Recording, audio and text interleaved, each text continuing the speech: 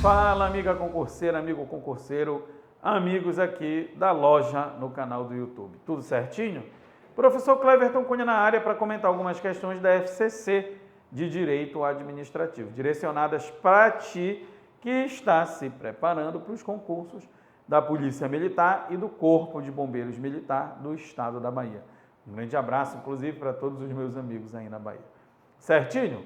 Vamos lá então, gente. Vamos comentar algumas questões aqui de Direito Administrativo. Olha só, a primeira questão diz: acerca das fundações instituídas e mantidas pelo Poder Público, a Constituição Federal de 88 dispõe. A letra A diz: aplica-se a imunidade tributária no que se refere ao patrimônio, à renda e aos serviços vinculados às suas finalidades essenciais ou a delas decorrentes. Então, o que ele está dizendo aqui, gente, é que em relação às fundações públicas, né, que são as fundações instituídas e mantidas pelo poder público, são as fundações públicas, que os bens, a renda e os serviços são imunes aos tributos, aos impostos, né? E é verdade, pessoal. Todo bem, renda ou serviço ligado à finalidade essencial da fundação não paga o imposto. Certinho, letra A. Então, a fundação não paga IPTU, IPVA, ISS, imposto de renda, né? Os bens, rendas e serviços, como ele disse aqui, aqueles que estão ligados às finalidades essenciais, que são ligados à prestação do serviço. O prédio onde funciona a fundação não vai pagar o IPTU. Esses aí têm imunidade tributária, certo? Então, aqui, primeira letra A. A letra B diz: somente por lei específica pode ser criada a autarquia e a fundação, e autorizada a instituição de empresa pública de sociedade de economia mista, cabendo a lei complementar, neste último caso, definir as áreas de sua atuação. O que tem lá no artigo 37 da Constituição é o seguinte: somente por lei específica pode ser criada a autarquia e autorizada a criação de empresa pública, sociedade de economia mista e fundação pública. Tá? Aí diz a Constituição: cabendo a lei complementar neste último caso, que é o caso da fundação, definir suas áreas de atuação. Tá? Então, na Constituição, no texto constitucional, só é criado pela lei diretamente a autarquia.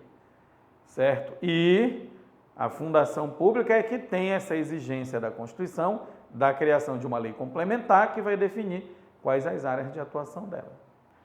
Certo? Então, é errado aqui esses dois aspectos na letra B.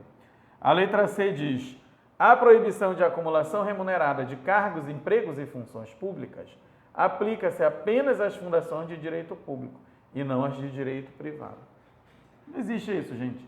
A proibição de acumulação remunerada de cargos se aplica a todas as entidades da administração pública, direta e indireta. As fundações públicas, às vezes, são de direito público, às vezes de direito privado. Mas mesmo quando elas são de direito privado, elas obedecem a algumas regras públicas, como, por exemplo, a proibição de acumulação. Cargos, empregos e funções públicos, né?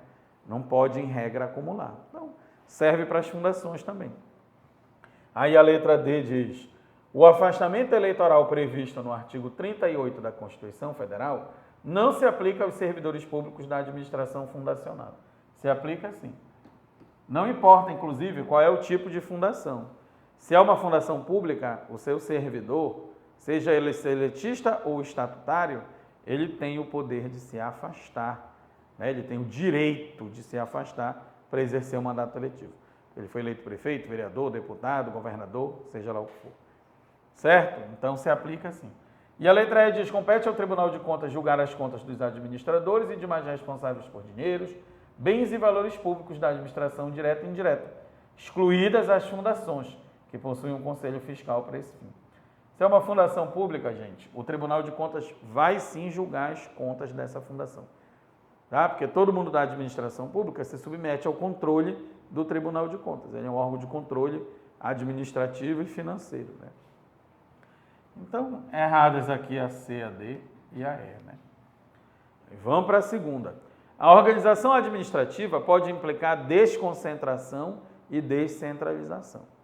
A criação das empresas estatais, a letra A diz assim: depende da edição de uma lei instituidora dos entes, da qual também deverão constar as competências próprias atribuídas a essas pessoas jurídicas, dotadas da personalidade jurídica de direito privado ou de direito público. Empresa estatal, pessoal, são as sociedades de economia mista e as empresas públicas. Tá? E não existe empresa estatal de direito público. Todas elas são pessoas jurídicas de direito privado. Então já está aí o erro. E some-se a esse erro aqui, que ele diz que depende da edição de lei instituidora dos entes. Na verdade, a lei ela não é a criadora, ela autoriza a criação. Tá? São coisas diferentes. A lei cria a autarquia. As demais entidades, a lei autoriza a criação. Aí a letra B diz, difere da instituição das autarquias e fundações, pessoas jurídicas que expressam a desconcentração da administração pública. O que é desconcentrar, pessoal? Desconcentrar é distribuir internamente as competências, as atribuições. Desconcentração é a criação dos órgãos públicos. Quando eu vou criar uma fundação, uma sociedade de economia mista, uma empresa pública, uma autarquia, qualquer entidade da administração indireta, a gente não usa a técnica da desconcentração, a gente usa a descentralização.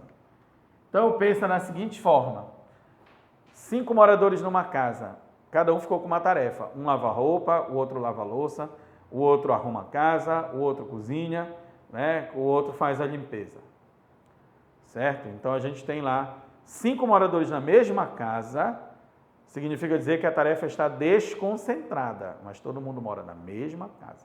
Agora imagine que tenham os 5 moradores se reunido, dito que está muito pesada a divisão e resolveram pegar a tarefa de lavar roupa e passar para uma lavanderia fora. Quando os moradores internos resolvem descentralizar esta tarefa, eles repassam para uma pessoa diferente. Então, gente, o que é descentralizar? É criar uma outra pessoa jurídica ou repassar a tarefa para uma outra pessoa jurídica. E desconcentrar é dentro da mesma pessoa. Então, quando eu crio, como ele diz aqui, né, autarquias e fundações, elas não são pessoas jurídicas que expressam a desconcentração. Igualmente, as empresas estatais, as autarquias e fundações, também expressam a descentralização, né? Então, isso aqui é um caso de descentralização, porque elas são todas pessoas jurídicas, entidades públicas. Aí a letra C diz, indica a desconcentração da organização administrativa, que se caracteriza pela criação de pessoas jurídicas com competências próprias. Isso não é, né, a empresa estatal não é desconcentração. Como eu acabei de dizer, todo mundo da administração indireta é descentralização. Tirar a tarefa de uma pessoa, passar para outra. Isso chama-se descentralizar. A letra D diz, é a expressão da descentralização administrativa que implica a criação de pessoas jurídicas com atribuições previstas em lei e seus atos constitutivos. Criação de empresa estatal, descentralização administrativa.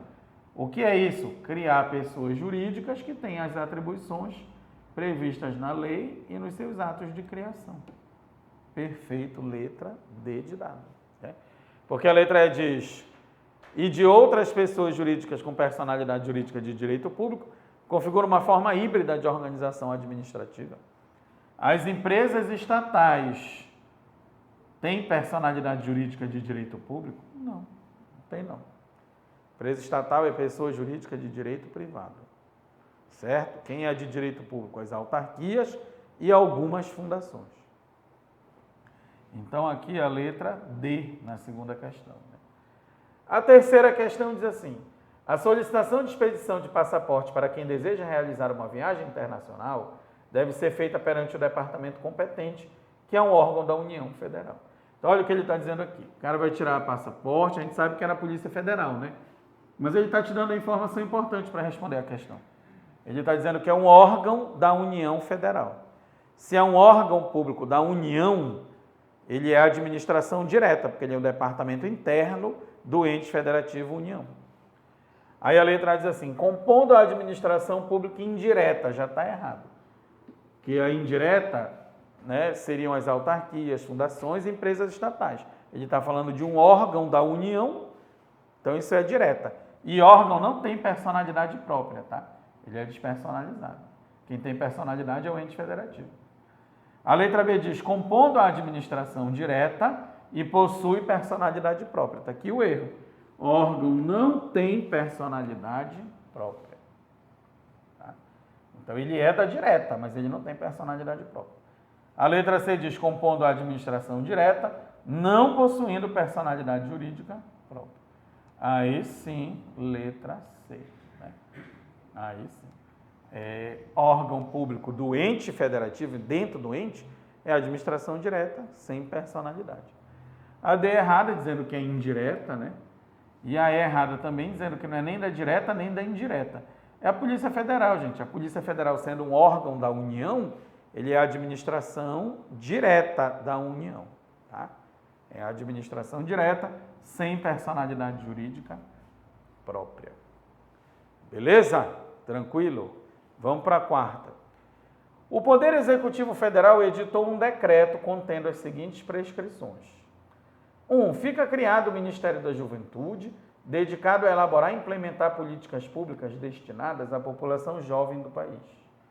Um decreto pode criar um órgão público, um ministério? Não pode. Já está irregular. Porque órgão público é criado e extinto por lei. O decreto ele poderia organizar o órgão por dentro, criar organograma, mas só.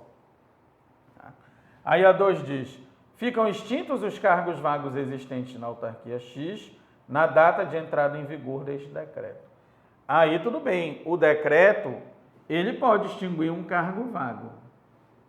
Se tivesse ocupado, teria que ser por lei, mas isso aqui está dentro, né, do poder normativo que o Poder Executivo tem. Aí a 3 diz, deve ser priorizado pelos órgãos competentes o trâmite necessário ao desembaraço alfandegário de medicamentos importados destinados ao combate de doença declarada como de causa de emergência sanitária pelo Ministério da Saúde. Isso é uma coisa que o decreto pode fazer, estabelecer uma prioridade, né? Não está extrapolando aqui. Tá? Então aqui realmente a gente só teria uma impossibilidade de fazer através de decreto a criação de um órgão. Isso aí não pode fazer. Então ele diz, do ponto de vista dos limites do exercício do poder regulamentar, é válido o que se prescreve no 2 e no 3, né? Letra E. Certo? Então não pode criar nem extinguir órgão através de decreto. A 5ª diz, acerca dos poderes administrativos, a letra A diz, o poder regulamentar é uma prerrogativa concedida pela Constituição Federal exclusivamente ao chefe do Executivo Federal, não se estendendo aos governadores e prefeitos. Todos os chefes do Executivo têm o poder regulamentar, que é o poder de quê? De criar regulamentos, normatizar a lei, explicar o cumprimento da lei, né? A letra B diz, a autoexecutoriedade, um dos atributos do poder de polícia, existe em toda e qualquer medida de polícia. Está errado. Nem toda a ação da polícia é autoexecutável, é só pensar nas multas. Porque se o indivíduo é multado, né, a administração, e ele não paga, a administração não tem como executar a multa, ela tem que entrar com uma ação judicial para cobrar. Então a administração impõe uma obrigação, que é pagar aquele valor, mas ela não tem como executar aquela obrigação. Né? Então nem tudo tem autoexecutoriedade. Só lembrar da multa do poder de polícia. Não tem autoexecutoriedade. Precisa recorrer ao judiciário. Aí a letra C diz, é constitucional a delegação do poder de polícia por meio de lei a pessoas jurídicas de direito privado, integrantes da administração indireta, de capital social majoritariamente público, que prestem exclusivamente serviço ao serviço público de atuação própria do Estado, em regime não concorrencial. Perfeito, letra C. Isso é uma decisão relativamente recente do STF, que ele disse assim, olha, se for, por exemplo, uma sociedade de economia mista, que ela é de direito privado, ela é da administração indireta, né? O capital social dela é majoritariamente público, ou seja, o poder público controla essa empresa. Ela presta um serviço próprio, típico do Estado, por exemplo, fiscalização de trânsito. Ela está em concorrência? Não. Então não tem problema. Ela pode receber a delegação do poder de polícia, ela pode inclusive multar as pessoas, né? Sobre a discussão que teve no STF, ele chegou a essa conclusão. Então, certinho, letra C. A letra D diz, a multa como sanção resultante do exercício do poder de polícia pela administração pública goza do atributo da autoexecutoriedade. Eu acabei de te dizer, nem todo ato do poder de polícia tem autoexecutoriedade. Como, por exemplo, a multa, né? A multa é um ato que não tem autoexecutoriedade, porque em caso de não pagamento, eu vou precisar processar a pessoa judicialmente. Tá? Então, não goza do atributo da autoexecutoriedade. A letra E diz: poder hierárquico é o que cabe à administração pública para apurar infrações e aplicar penalidades aos seus servidores públicos e demais pessoas sujeitas à disciplina administrativa. O nome desse poder não é hierárquico, né? O nome desse poder é disciplinar. É o poder que a administração usa para apurar e punir as supostas infrações cometidas pelos servidores e outras pessoas que têm uma ligação interna com a administração. Tá? Então, letra A. Agora, olha só, gente. Dá uma pausa aqui na correção, só para te lembrar que é a hora de passar e conseguir esta vaga, seja no Corpo de Bombeiros, seja na Polícia Militar aí da Bahia. Para isso, eu te convido a estudar com a gente, Tropa Imbatível, aqui da Loja do Concurseiro. Então, vem com a gente nos nossos cursos, no nosso site, www.lojadoconcurseiro.com.br, para cursos completos, e acompanha sempre os nossos conteúdos gratuitos aqui pelo YouTube. Tá? Então, vem estudar com a gente, vem garantir esta vaga. Como é que eu posso estudar de maneira mais aprofundada? Adquirindo o pacote, apenas R$ 318, o investimento, facilitar o pagamento lá no site, tá, gente? Esse pacote ele inclui o quê? Tudo de acordo com o edital. Vídeo aula de teoria e exercício, 2 simulados, a apostila em PDF e a revisão final online, que é, né, aproximadamente 2 semanas, 1 semana e meia antes da prova, correção, né, revisão direto para chegar afiado na hora do exame. Certo? Então, cola na gente lá no www.lojadoconcurseiro.com.br e vem pegar esse conteúdo para a gente poder garantir essa vaga. Aquele curso que eu falei ainda há pouco é o curso, né, para quem está fazendo para PM, mas tem também para quem quer fazer para o Corpo de Bombeiros, tá? Aí o valor aqui é R$ 310, aqui já inclui um teste simulado, né? Tem a revisão online também, final, a apostila em PDF. E, claro, as videoaulas de exercícios e teorias.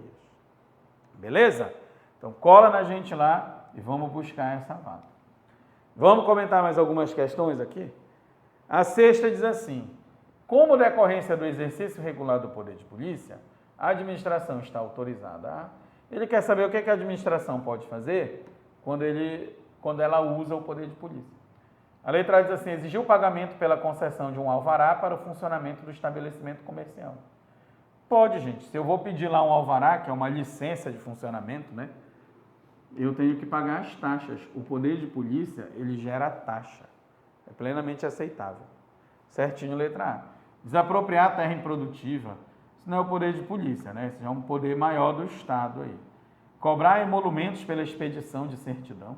Expedir certidão não tem nada a ver com o poder de polícia, gente. Estou cobrando uma xerox pela certidão. Não tem nada a ver com o poder de polícia. O poder de polícia é para limitar a vida das pessoas, né?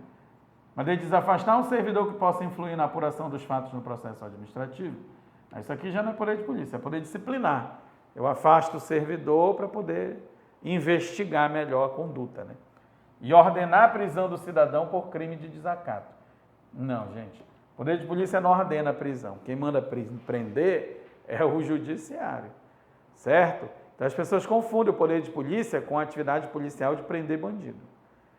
Né? Poder de polícia é o poder que a administração tem de limitar as atividades do particular. É exigindo o alvará de funcionamento de um estabelecimento, é exigindo uma licença para dirigir, para exercer uma profissão. Isso aí tudo tem poder de polícia. Gente? Então aqui a sexta é a letra A.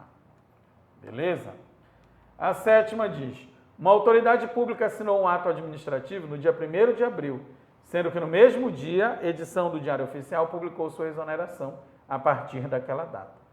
Em vista do ocorrido, conclui-se que o ato em questão, a letra A diz, possui um vício de motivo. Aqui o problema não é de motivo, gente, aqui o problema é de competência. Tá? Então a gente já tira aqui motivo, porque motivo é quando o ato é baseado numa coisa falsa.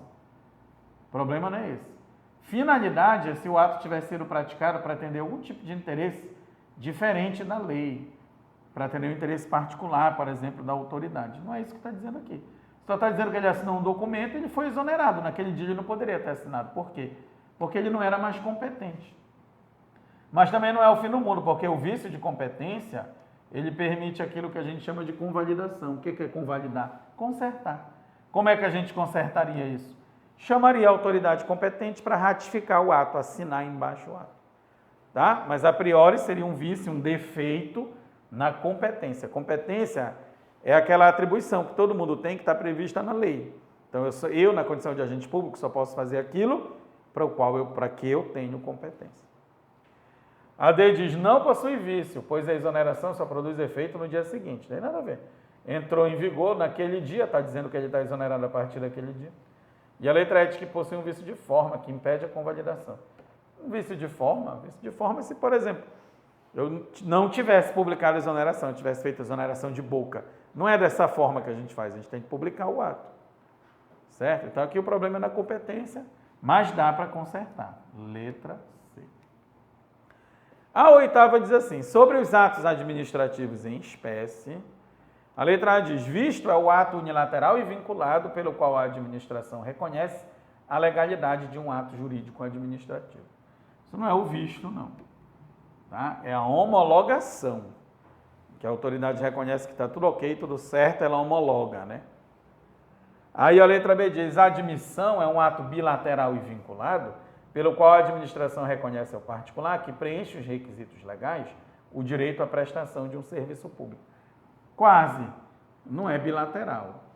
A admissão é quando a administração reconhece que eu tenho o direito a ser usuário de um serviço. Por exemplo, passei no vestibular, estou sendo admitido na universidade pública. Isso é a admissão. Né? Então é errado, mas não é bilateral, porque é a administração que emite a admissão. Aí a letra C diz, a homologação é o ato pelo qual os órgãos consultivos da administração pública emitem opinião sobre assuntos técnicos ou jurídicos de sua competência. Homologação não é o ato através do qual eu emito opinião. Isso aqui chama-se parecer, tá, pessoal? É o parecer, o ato através do qual eu emito uma opinião técnica sobre o assunto da minha competência.